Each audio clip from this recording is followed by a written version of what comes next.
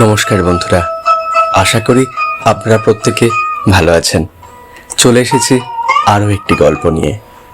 আজ আপনাদের জন্য এনেছি লেখিকা আশাপূর্ণা দেবীর অনাচার। বাংলার সমাজ ব্যবস্থা যেমন বিচিত্র, এখানে তাই তৈরি হয় বিচিত্র পরিস্থিতি, আর খুঁজলে জানতে পারা যায় তার মূলের অদ্ভুত কারণ।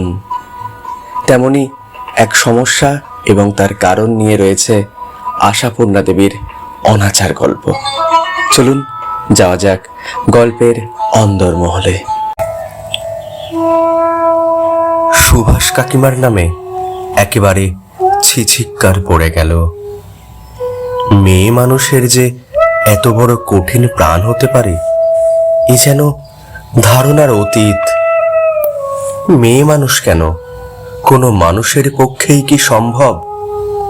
যে কঠোর কাজ মানুষের পক্ষেই অসম্ভব, তেমন কাজ যদি কোনো মেয়ে মানুষ অম্লান বদনে করতে পারে, তাহলে তাকে লোকে কি না বলবে, কতটুকুই বা বলতে পারবে।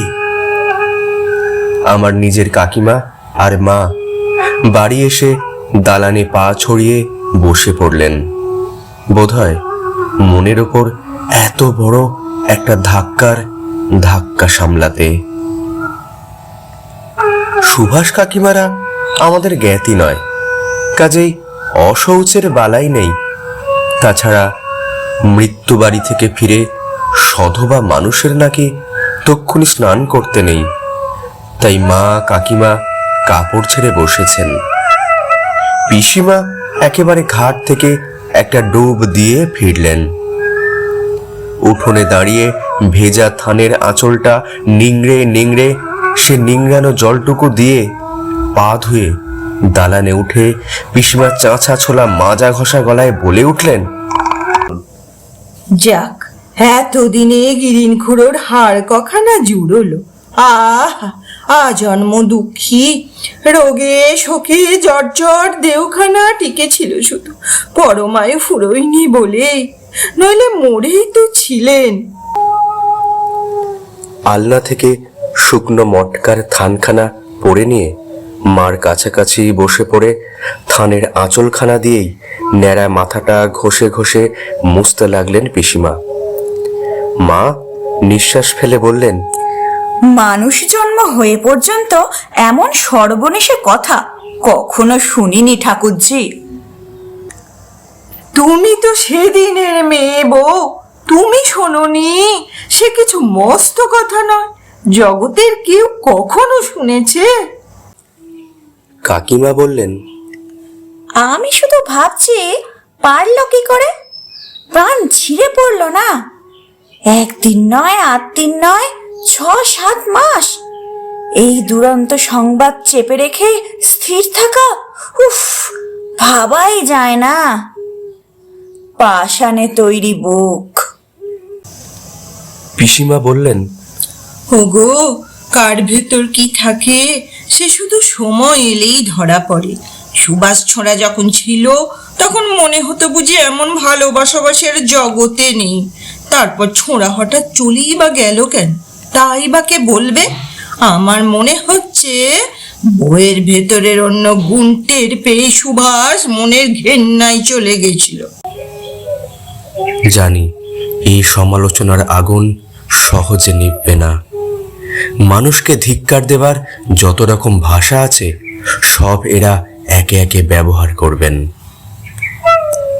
চুপচাপ খানিক শুয়ে অবেলায় অন্যমনাভাবে বেরিয়ে পড়লাম। আজ রবিবার, রাত্রের ট্রেনেই কলকাতায় ফেরার কথা, কিন্তু কিছুতেই যেন ইচ্ছে হলো না। সারাদিন সুভাষ কাকিমা সম্বন্ধে আলোচনা শুনতে শুনতেই বোধ করি এত ক্লান্ত হয়ে পড়েছি। নিস্তরঙ্গ গ্রাম্য জীবন, সামান্য একটু আলোচনার বস্তু পেলে এরা আষ্টে পৃষ্ঠে তার সদ্ব্যবহার না করে ছাড়ে না। সে জায়গায় এত বড় একটা সাংঘাতিক ব্যাপার। এরপর সুভাষ কাকিমাকে কোন প্রায়শ্চিত্তে শুদ্ধ হতে হবে কে জানে। আচ্ছা, সুভাষ কাকিমা কি কোনো গর্হিত অপরাধ করেছেন, নাকি কুল ধর্ম নষ্ট করেছেন, না সামাজিক কোনো অনাচার করেছেন? কি যে করেছেন সে কথা বলা বড় শক্ত। যা করেছেন সে কাজ বোধহয় কেউ কখনো করেনি, তাই সে অপরাধের প্রায়শ্চিত্ত সম্বন্ধে কোনো আলোচনা এখনো হয়নি। ফিরতি পথে দেখি দীনেশ রায়ের বৈঠকখানার উঁচু রোয়াকে বসে জন কতক মিলে ও আলোচনাই চালাচ্ছে। রোয়াকের সিঁড়িতে 3-4টে হ্যারিকেন লণ্ঠন নিবু নিবু অবস্থায় কমিয়ে বসানো আছে। অন্ধকারে ঠিক চেনা কাউকেই যাচ্ছে না। গ্রামের লোকের অন্ধকারে চোখে মানিক জ্বলে। আমাকে দেখেই দীনেশ রায় হাঁক দিলেন। কে যাচ্ছে ওখানে? মনতোষ নাকি? বাধ্য হয়ে এগিয়ে গেলাম। দীনেশ রায় বললেন, সুভাষের স্ত্রীর কীর্তিকলাপ শুনলে তো? শুনলাম। বলি তোমরা তো কলকাতায় থাকো হে, অনেক রকম ক্রেতা দেখা অভ্যেস, এমন ক্রেতা দেখেছো সেখানে? বিনীতভাবে বললাম, আগে না। সুরেন সরকার গলা ঝেড়ে বললেন, সাফাই শুনলে তো? বলে কিনা বুড়ো মানুষটার মনে দাগা লাগবে, তাই শ্বশুরের জন্যে প্রাণ ফেটে মরে যাচ্ছিলেন। ছেলে বলানো আর বলে কাকে? বলি তুই পারলি কি করে তাই বল। অসৎ মেয়েদের রীতির কথা ছেড়ে দাও সুরেন্দা, তারা কি পারে আর না পারে। খবরটা বুড়োর কানে উঠলেই তো মাছ খাওয়া, শাড়ি পরা ঘুচে যেত। মাথার মধ্যে হঠাৎ একটা যন্ত্রণা বোধ করলাম। বললাম, আচ্ছা কাকা, আমি চলি। আধারেই চললে? হ্যাঁ। নেমে পড়লাম। দীনেশ রায় চেঁচিয়ে উঠলেন, বলি পৈতে গাছটা গলায় আছে তো হে, মৃত আত্মা 3 দিন 3 রাত জায়গা ছেড়ে নড়তে চায় না, ঘুরে বেড়ায়, বুঝলে? গাছতলা দিয়ে যেতে যেতে আবার বাড়ির বিপরীত দিকে ঘুরলাম। মৃত আত্মা জায়গা ছেড়ে না নড়ে যদি 3 দিন ধরে সেইখানেই ঘুরে মরে, তাহলে গিরিন ঠাকুরদার আত্মাও নিশ্চয় কাছে পিঠে কোথাও ঘুরছে। এসব ঘটনা টের পাচ্ছে, এসব আলোচনা শুনতে পাচ্ছে। কি হচ্ছে সে আত্মা? সন্তুষ্ট, নাকি এইসব গ্রাম্য বৃদ্ধদের মতো ক্রুদ্ধ হয়ে অভিশাপ দিতে চাইছে? কে জানে কি। সুভাষ কাকিমার প্রতি খুব বেশি স্নেহভাব তো কখনো দেখিনি তার। তাছাড়া সুভাষ কাকা সিনেমা হুজুক করে বোম্বে চলে যাওয়া পর্যন্ত তিনি তো যত দূর নয় তত দূর খিটখিটে হয়ে গিয়েছিলেন। পুত্রবধূর ওপরও কম খাপ্পা হননি। অবশ্যই দোষ দেওয়াও যায় না। 6টি সন্তানের মধ্যে সুভাষ তার শেষ অবশিষ্ট সন্তান। সেই ছেলেও যদি বাড়ি থেকে উধাও হয়ে যায়, তার স্ত্রীর ক্ষমতা থাকে না ধরে রাখবার, তাহলে কি করে তিনি সে অক্ষমতাকে মার্জনা করতে পারেন? কি করে প্রসন্ন থাকতে পারেন বউয়ের ওপর? বৃদ্ধ শ্বশুর আর তরুণী পুত্রবধূ, এই সংসার। শ্বশুর যদি রাগ করে সাবু বার্লি সমেত ভারী কাঁসার বাটিটা বেআন্দাজে ছুঁড়ে মেরে বউয়ের কপাল ফাটান, তাহলেও কেউ ধরবার নেই। প্রথম নাকি খুব চিঠির ঘটা ছিল সুভাষ কাকার, টাকাও পাঠিয়েছিলেন কবার, কিন্তু মাস 6-7 আর কোনো খবর নেই। না টাকা, না চিঠি। সংসারে দারিদ্র্যের চরম। পাড়ার গিন্নিদের দিয়ে নিজের যা একটা সোনাদানা ছিল সবই বিক্রি করিয়েছিলেন সুভাষ খুড়িমা। বোম্বে গিয়ে সুভাষ কাকা যে কোনো কুহকিনীর কুহক জালে আটকা পড়ে গেছেন, সে বিষয়ে আর কারোর মতদ্বৈধ ছিল না। ওদের যে কি করে চলে সে কথা গ্রামের কেউ কোনোদিন ভেবে দেখেনি, কিন্তু ওদের নিয়ে আলোচনার অন্ত ছিল না। একটা অসহায় মেয়ে মানুষ যে নিজের জোরে দাঁড়িয়ে থাকবে? স্বামী অনাসক্ত হয়ে গেছে বুঝেও ভেঙে পড়বে না?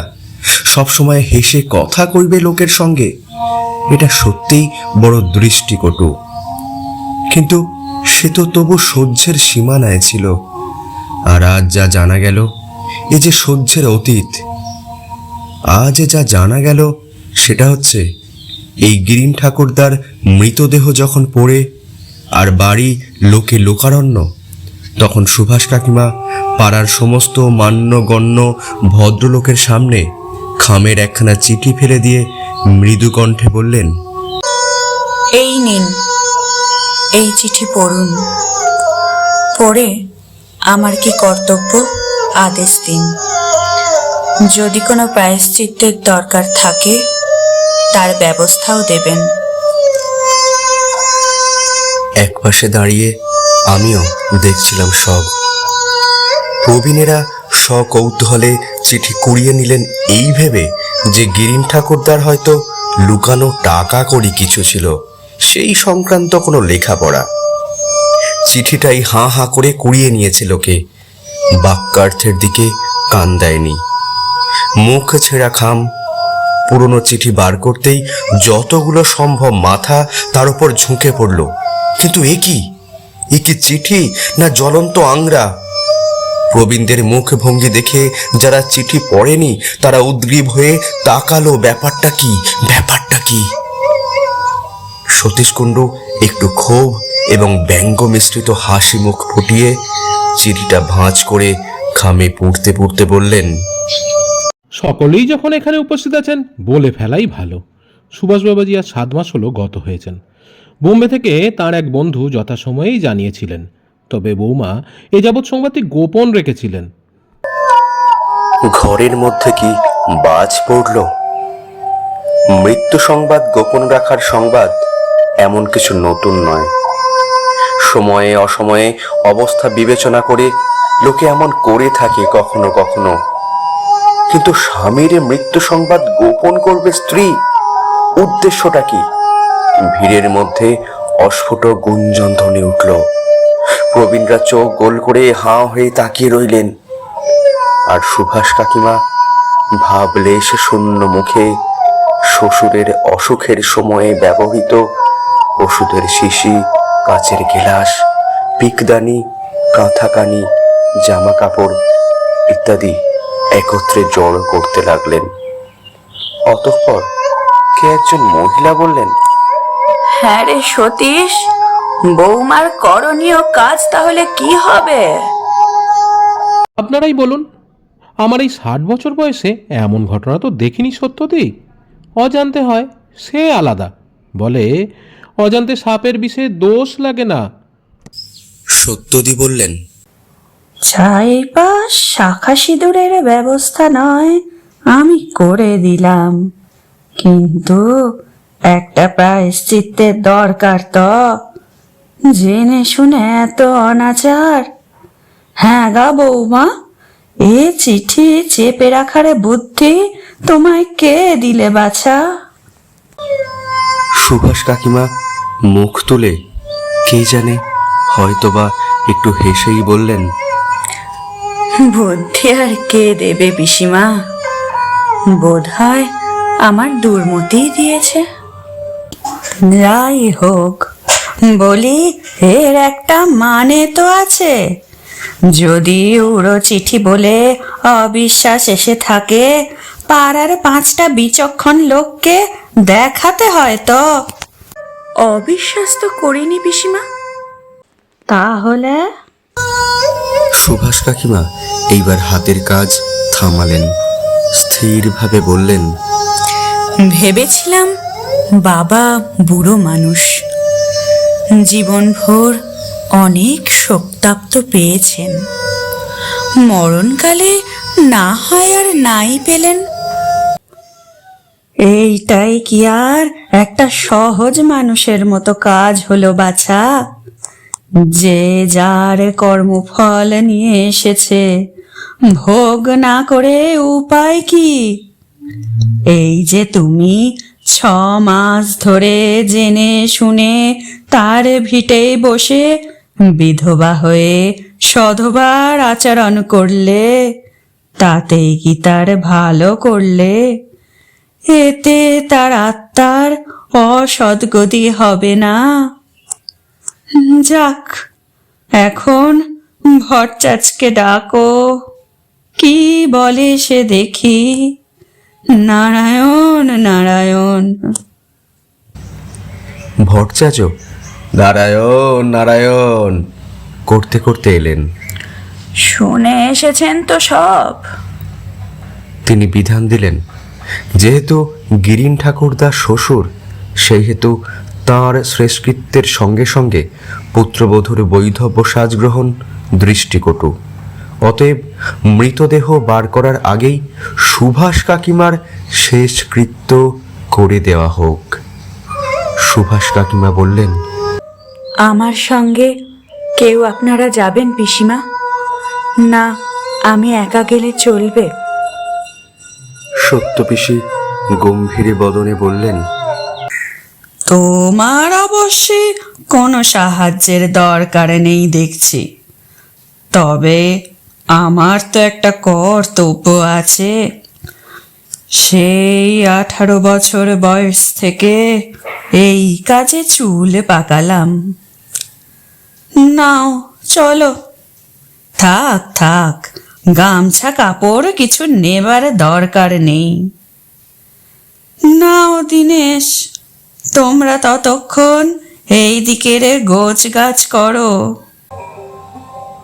এত বড় একটা কাণ্ডে সুভাষ কাকিমা তাকে কাঁদবার কোনো সুযোগই দিলেন না দেখে বোধহয় চটে গেলেন সত্যপিসি। এসব হলো সকালের কথা, রবিবার বলেই আমি ছিলাম। এখন বাড়ির বিপরীত মুখে চলতে চলতে কোনো আত্মার দ্বারা চালিত হয়ে কিনা জানি না, গেলাম গিরিন ঠাকুরদারি বাড়িতে। রাত হয়ে গেছে, সে কথা আগে খেয়াল হয়নি। খেয়াল হলো সুভাষ কাকিমার দরজায় এসে। ইতস্তত করে চলেই আসছিলাম, হঠাৎ দেখলাম পঞ্চাকলুর ছোট মেয়েটা বেরিয়ে এসে বলল, দাদা বাবু এসে ফিরে যাচ্ছেন যে? কাকিমা শুধালো কিছু দরকার আছে? বললাম, না এমনি দেখতে এসেছিলাম। তুই এখানে রাত্রিরে থাকবে বুঝি? হ্যাঁ দাদা বাবু, মা পাঠিয়ে দিল, বললে বুড়ো তো মোলো, বামন দিদি একা থাকবে, নন্দী তুই যা, রাত্রিটুকু থাককে। পাড়ার আর কেউ নেই? না তো। কথার মাঝখানে সুভাষ কাকিমা বেরিয়ে এলেন। জ্যোৎস্নার আবছা আলোয় সাজসজ্জার পরিবর্তন বিশেষ কিছু বোঝা যাচ্ছে না, তাই রক্ষে। সুভাষ কাকিমা আমার চাইতে বয়সে বড় নয়, নিজের কাকিও নয়, তাই প্রণাম কখনো করিনি। অতএব ন যজৌ ন তস্থৌ ভাবে দাঁড়িয়ে রইলাম। বললেন, মনতোষ না এমন সময় এদিকে? ভাবলাম আপনার একটা খবর। এসেছ তো ভালোই হয়েছে ভাই। বলেই থামলেন, সামান্য একটু হেসে বললেন, ভাই বলেই বলছি, কিছু মনে করো না। বাবা বাছা করে বলতে পারি না। বলছি গ্রামে আর কাউকে বলতে পারিনি, তোমায় বলছি। তোমার কাকার তো পারলৌকিক কাজের কিছুই হয়নি। এতদিন পরে কিছু হয় কিনা, কিংবা কি হয়, তোমাদের কলকাতার কালীঘাটের কোনো পণ্ডিতকে জিজ্ঞেস করতে পারবে? বললাম, আচ্ছা। আর শোনো, ওই সঙ্গে আমার কোনো প্রায়শ্চিত্তের ব্যবস্থা যদি দেন। আমি ক্রুদ্ধ স্বরেই বললাম, কেন, আপনার আবার প্রায়শ্চিত্ত কিসের? মস্ত একটা পাপ তো করলাম এতদিন ধরে। বিধবা হয়ে জেনে শুনে সে খবর চেপে রেখে সধবার আচরণ করা। হিন্দু ধর্ম কি এতটা অনাচারের ভার সইতে পারবে? আমি গম্ভীরভাবে প্রশ্ন করলাম, পাপ বলে নিজে স্বীকার করেন আপনি? করছি বই কি ভাই, হাজার হোক হিন্দুর মেয়ে তো, কিন্তু সঙ্গে সঙ্গে পুণ্যের লোভটাও মস্ত হয়ে উঠেছিল। ভাবলাম বুড়ো মানুষকে এই শেষ জীবনে আর মরার ওপর খাঁড়ার ঘা দিই কেন, ওকে পুত্র শোকের হাত থেকে রক্ষা করতে তো আমিই পারি। দেখি না ভগবানের ওপর কলম চালিয়ে। তাই রাবণ রাজার মতো নিজের মৃত্যুবান প্রাণপণ যত্নে লুকিয়ে তুলে রাখলাম। রাগ করে বললাম, তা যথা সময়ে তো আবার নিজে হতেই বার করে দিয়েছেন। এতদিনের যন্ত্রণার কথা থাক, আজকের লাঞ্ছনাতেও কি আপনার পাপের প্রায়শ্চিত্ত হয়নি? সুভাষ কাকিমা এক মুহূর্ত চুপ করে থাকলেন, তারপর বললেন, কি জানি, বুঝতে পারছি না। মনে হচ্ছে একটা কিছু শাস্তি হোক, খুব কঠিন শাস্তি। এতদিন ধরে হেসে গল্প করে সহজ করে বেড়ানোর জন্যে ভয়ঙ্কর কোনো শাস্তি। অজান্তে সাপের বিষ খেলে দোষ হয় না জানি, কিন্তু জেনে বুঝে সে বিষ হজম করলে তার জন্যে শক্ত বিধান শাস্ত্রে নেই। উত্তর জোগাচ্ছিল না।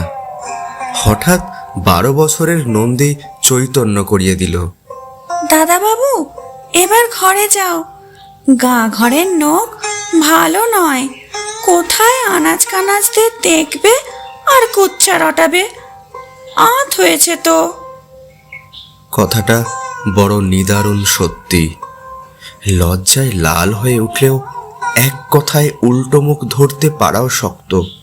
তাই বললাম, একটা কথা শুধু জিজ্ঞেস করব কাকিমা, গিরিন ঠাকুরদা আপনার সঙ্গে যা ব্যবহার করতেন সে তো কারোর অবিদিত নেই, অথচ তার জন্যে।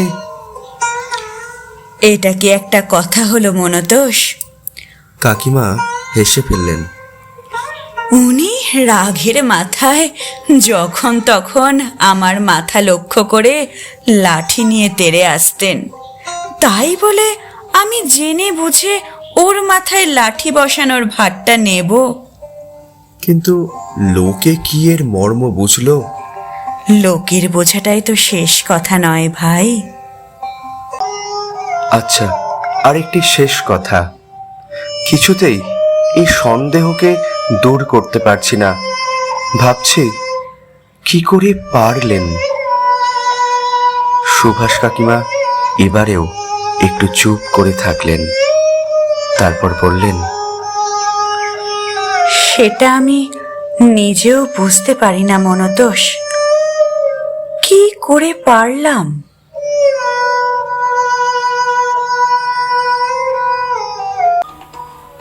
সম্পূর্ণ হলো আজকের গল্প অনাচার। কেমন লাগলো অবশ্যই জানাবেন বন্ধুরা, কমেন্ট করে। যদি ভালো লাগে লাইক দিয়ে সেটাও জানাবেন, আমরা উৎসাহিত হব। যারা প্রথমবার আমাদের চ্যানেলে এসেছেন তাদের কাছে অনুরোধ থাকলো চ্যানেলটিকে সাবস্ক্রাইব করে রাখার জন্য, এবং অবশ্যই বেল আইকনটি প্রেস করে রাখবেন, যাতে পরবর্তী যে কোনো গল্প আমরা আপলোড করলে সরাসরি আপনাদের কাছে পৌঁছে যায়। আজকের গল্পের বিভিন্ন চরিত্রগুলিতে অভিনয় করেছেন সতীশ কুণ্ডুর ভূমিকায় মলয় দাস, দীনেশ রায়ের ভূমিকায় মলয় কুমার, এবং পিসিমা চরিত্রে সোমা নন্দী। এছাড়াও অন্যান্য পুরুষ চরিত্রগুলিতে আমি পুষ্পেন্দ্র অধিকারী, আর অন্যান্য নারী চরিত্রগুলিতে ছিলেন সৌমিতা অধিকারী। সকলে খুব ভালো থাকুন, দেখা হচ্ছে পরবর্তী গল্পের আসরে। নমস্কার।